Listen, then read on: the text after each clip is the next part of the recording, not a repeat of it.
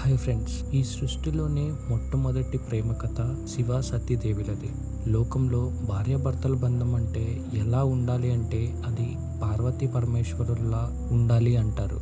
కానీ ఆ పార్వతీదేవి రావడానికి ముందే శివుడి జీవితంలో ఒక చేదు విషాదం చోటు చేసుకుంది.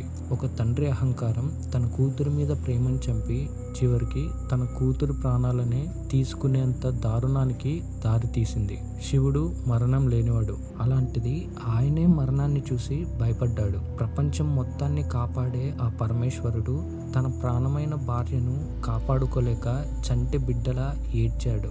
భార్య లేని బాధలో ఆ శివుడు చేసిన ప్రళయ తాండవమే దక్షయజ్ఞం. భారతదేశంలో ఈరోజు మనం చూస్తున్న 18 శక్తిపీఠాలు ఏర్పడడానికి మూల కారణం ఈ కథ. అసలు ఈ సతీదేవి ఎవరు? తన తండ్రి కారణంగా ఎందుకని ఆమె చనిపోవాల్సి వచ్చింది? చివరికి శివుడు ఏమయ్యాడు? పార్వతీదేవిని ఎలా కలుసుకున్నాడు? ఇలా ఇంకొన్ని విషయాల గురించి ఈ కథలో తెలుసుకుందాం. సతీదేవి కథ తెలియాలంటే ముందు మనం ఆమె తండ్రి అయిన దక్షుడి గురించి తెలుసుకోవాలి. లోకంలో అహంకారానికి మారుపేరు దక్షుడు. సృష్టి ఆరంభంలో బ్రహ్మదేవుడు ఈ విశ్వాన్ని సృష్టించాడు. కానీ అందులో జీవులు లేరు. లోకమంతా ఖాళీగా ఉంది. ఈ సృష్టిని నింపాలి, జనాభాని పెంచాలి అంటే నాకు సాయం చేసే సమర్థుడు కావాలి అని బ్రహ్మ అనుకున్నాడు. అందుకోసం ఆయన తన మనసులో నుండి కొందరు పుత్రులని సృష్టించాడు. వాళ్ళని బ్రహ్మ మానస పుత్రులు అంటారు. వారిలో ఒకడే ఈ దక్షుడు. మరికొన్ని పురాణాలు బ్రహ్మదేవుడు కుడి చేతి బొటనవేలు నుండి ఈ దక్షుడు జన్మించాడు అని చెప్తాయి. దక్షుడు చాలా సమర్థుడు, దక్షత కలిగినవాడు కాబట్టే దక్షుడు అయ్యాడు. దక్షుడు పుట్టగానే బ్రహ్మదేవుడు ఆయనకి ఒక పని అప్పగించాడు. నాయనా, నువ్వు జీవరాశిని సృష్టించి ఈ లోకాన్ని ప్రజలతో నింపమని చెప్తాడు. అందుకే ఆయనకి ప్రజాపతి అని పేరు వచ్చింది. ప్రజ అంటే జనం లేదా జీవులు అని అర్థం. పతి అంటే ప్రభువు లేదా రక్షకుడు అని అర్థం. అంటే ఈ లోకంలో పుట్టే సకల ప్రాణులకు ఆయనే తండ్రి లాంటివాడు. ఆయనే రాజు అని అర్థం. ఆయన తన శక్తితో ఎంతో మంది కూతుర్లని సృష్టించాడు. ఉదాహరణకు 27 మంది కూతుర్లని చంద్రుడికిచ్చి పెళ్లి చేశాడు. వారే అశ్విని, భరణి మొదలైన నక్షత్రాలు. మరికొందరిని ధర్ముడికి, కశ్యపుడికి ఇచ్చాడు. దీంతో దేవతలు, రాక్షసులు, మనుషులు, పక్షులు ఇలా సృష్టి మొత్తం దక్షుడి సంతానంతో నిండిపోయింది. దక్షుడి పాలన చాలా అద్భుతంగా సాగింది. అది చూసి బ్రహ్మదేవుడు సంతోషించి ఆయనకు ప్రజాపతులకే అధిపతి అనే అత్యున్నత పదవిని ఇచ్చాడు. అలా ముల్లోకాలలో దక్షుడి మాటకు ఎదురు లేకుండా పోయింది. దేవతలు కూడా ఆయనకు భయపడి గౌరవం ఇచ్చేవారు. అందరూ తన కాళ్ళ దగ్గరకు వచ్చి నమస్కారం చేస్తుంటే దక్షుడికి తెలియకుండానే అహంకారం తలకెక్కింది. నేనే గొప్పవాడిని, నా వల్లే ఈ సృష్టి నడుస్తోంది అనుకున్నాడు. అందరూ ఆయనకి తల వంచారు. కానీ ఒక్కరు తప్ప. ఆ ఒక్కరే పరమశివుడు. అందరూ నాకు జై కొడుతుంటే ఆ శివుడు మాత్రం నన్ను పట్టించుకోడేంటి అని దక్షుడిలో ఒక పగ మొదలైంది. ఇది ఇలా ఉండగా సృష్టి అయితే జరిగింది. కానీ ఆ పరమశివుడు మాత్రం ఇంకా వైరాగ్యంలోనే ఉన్నాడు. ఆయనకి పెళ్లి మీద ఆసక్తి లేదు. స్త్రీ తోడు లేనిదే శివుడు సంపూర్ణుడు కాడు. అందుకే ఆదిపరాశక్తిని భూమి మీద పుట్టించాలి అని బ్రహ్మదేవుడు కోరుకున్నాడు. మరి ఆ తల్లి ఎవరి కడుపున పుట్టాలి? అందుకే దక్షుడిని ఎంచుకున్నాడు బ్రహ్మదేవుడు. దాంతో దక్షుడు తన భార్య అయిన ప్రసూతితో కలిసి ఆ జగన్మాత కోసం ఘోర తపస్సు చేశారు. వారి తపస్సును మెచ్చి అమ్మవారు వారి ముందు ప్రత్యక్షమై, దక్ష, నీ భక్తికి మెచ్చాను, నీకు కూతురిగా పుడతాను. కానీ నాదొక షరతు. ఎప్పుడైతే నాకు అగౌరవం జరుగుతుందో అప్పుడే నేను నా శరీరాన్ని వదిలి వెళ్ళిపోతాను అని చెప్పింది. సాక్షాత్తు ఆ అమ్మవారే తన కూతురిగా పుడతానంటే దక్షుడు కూడా ఆమె షరతుని ఒప్పుకొని సరే అన్నాడు. అలా దక్షుడికి ప్రసూతికి ఒక అందమైన ఆడపిల్ల పుట్టింది. ఆమె దక్షుడు కూతురు కనుక దాక్షాయని అని పేరు పెట్టారు. కానీ అందరూ ఆమెని సతీదేవి అని ముద్దుగా పిలిచేవారు. సతీదేవి బాల్యం ఎంతో ఆనందంగానూ విచిత్రంగానూ ఉండేది.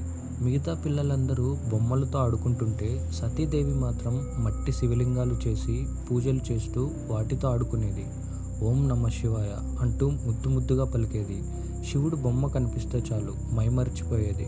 అది చూసి తన తండ్రి అయిన దక్షుడికి కోపం వచ్చేది.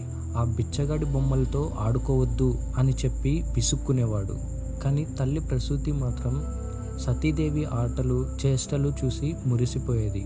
సతీదేవి తన చిన్నప్పటి నుండి శివుణ్ణి తలుస్తూ ఆయన కథలు వింటూ పెరగడంతో ఆయన మీద గొప్ప భక్తిభావం ఏర్పడింది. వయసు పెరిగే కొద్దీ ఆ భక్తి కాస్త ప్రేమగా మారింది. ఇది తెలుసుకున్న నారదుడు సతీదేవి ముందు ప్రత్యక్షమై, తల్లి సతీదేవి, నీ జాతకంలో శివుడే భర్తగా రాసి ఉన్నాడు అని చెప్పగానే ఆమె ప్రేమ మరింత బలపడింది.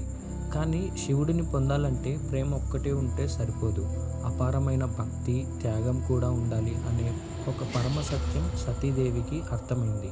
ఎందుకంటే లోకంలో ఉన్న మిగతా దేవుళ్ళను లేదా రాజులను గెలవాలంటే అందం, ఐశ్వర్యం, గొప్ప వంశం ఉంటే సరిపోతుంది.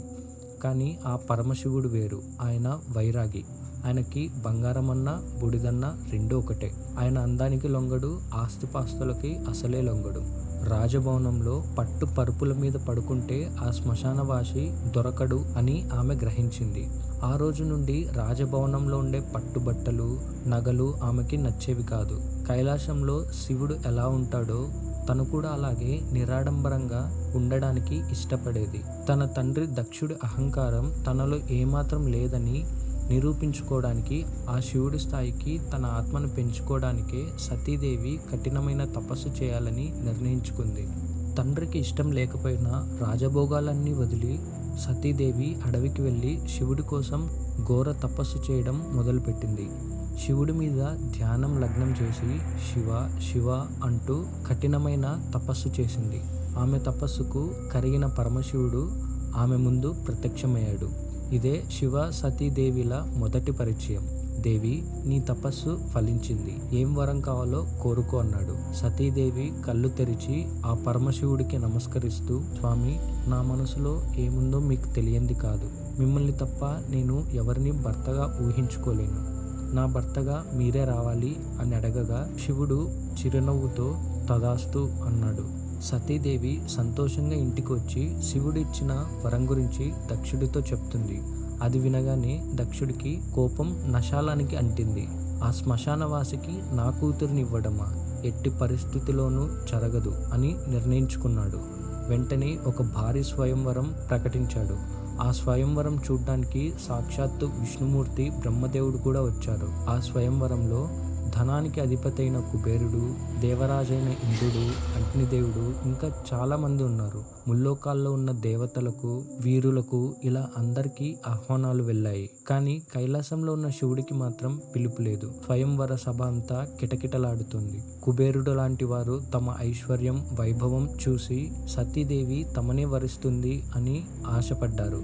కానీ చేతిలో వరమాలతో సభలో అడుగుపెట్టిన సతీదేవి అక్కడున్న సంపన్నులను, దేవతలను, వీరులను, అందగాలను కనీసం కన్నెత్తి కూడా చూడలేదు. ఆమె చూపులు కేవలం ఆ శివుడి కోసమే వెతికాయి.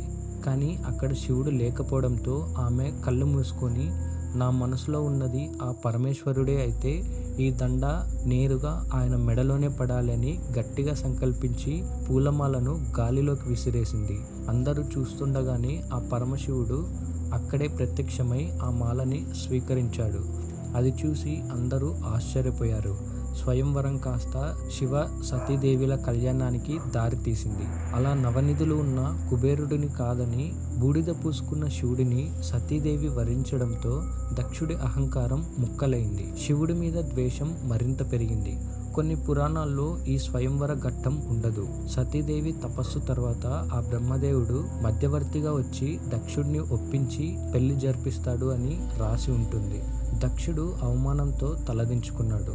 తన కూతురు ఒక భిక్షగాడిని పెళ్లి చేసుకుందని లోపల రగిలిపోతున్నా సరే బ్రహ్మదేవుడు వంటి పెద్దల మాట కాదనలేక అయిష్టంగానే సతీదేవిని శివుడితో పంపించాడు. అప్పుడు సతీదేవి ఒక గొప్ప నిర్ణయం తీసుకుంటుంది. కైలాసానికి వెళ్లే ముందు తన ఒంటి మీద ఉన్న పట్టు వస్త్రాలను, బంగారు ఆభరణాలను, రాజకుమారి అనే అహంకారాన్ని అక్కడే వదిలేసింది. ఒక సాధారణ స్త్రీగా వస్త్రాలు, రుద్రాక్షలు ధరించి నుదుట విభూది పెట్టుకుని అచ్చం శివుడిలా మారిపోయింది. కైలాసంలో ఆమెకు ఉండడానికి భవనాలు లేవు, సేవ చేయడానికి దాసీలు లేరు.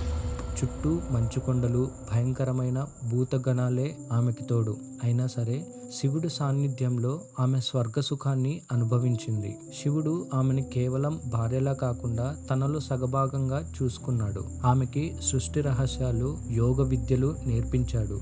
దాదాపు కొన్ని వేల సంవత్సరాల పాటు వారి దాంపత్యం చాలా అన్యోన్యంగా సాగింది. కానీ ఇవన్నీ చూస్తున్న దక్షుడు మాత్రం శివుడి మీద పగను పెంచుకుంటూనే ఉన్నాడు. దక్షుడు పైకి ఏమీ అనకపోయినా లోపల శివుడి మీద ప్రతీకారం కోసం ఎదురు చూస్తున్నాడు. అసలు దక్షుడు శివుడి మీద ఎలా ప్రతీకారం తీర్చుకున్నాడు? ఎందుకని సతీదేవి తన శరీరాన్ని విడిచిపెట్టాల్సి వచ్చింది? ఎందుకని శివుడు ఎప్పుడు లేని విధంగా బాధపడ్డాడు? ఎందుకని శివుడి బాధ చూసి ఆ ముల్లోకాలే కుంగిపోయాయి? ఈ విషయాలన్నిటినీ నెక్స్ట్ ఎపిసోడ్లో తెలుసుకుందాం. ఈ వీడియోని మీరు మనస్ఫూర్తిగా చూసినందుకు మా ధన్యవాదాలు. ఈ వీడియో మీకు నచ్చితే లైక్ చేసి స్టోరీ వాళ్ళ ఛానల్ని సబ్స్క్రైబ్ చేసుకోండి. అలాగే పురాణాలు అంటే ఇష్టం ఉన్నవారికి ఈ వీడియోలని షేర్ చేయండి. మీరు ఏదైనా టాపిక్ గురించి తెలుసుకోవాలి అనుకుంటే కమెంట్ బాక్స్లో కమెంట్ చేయండి. తప్పకుండా మీకోసం వీడియోస్ చేస్తాం. నెక్స్ట్ ఎపిసోడ్తో మళ్ళీ కలుసుకుందాం. అంతవరకు సెలవు. Bye bye.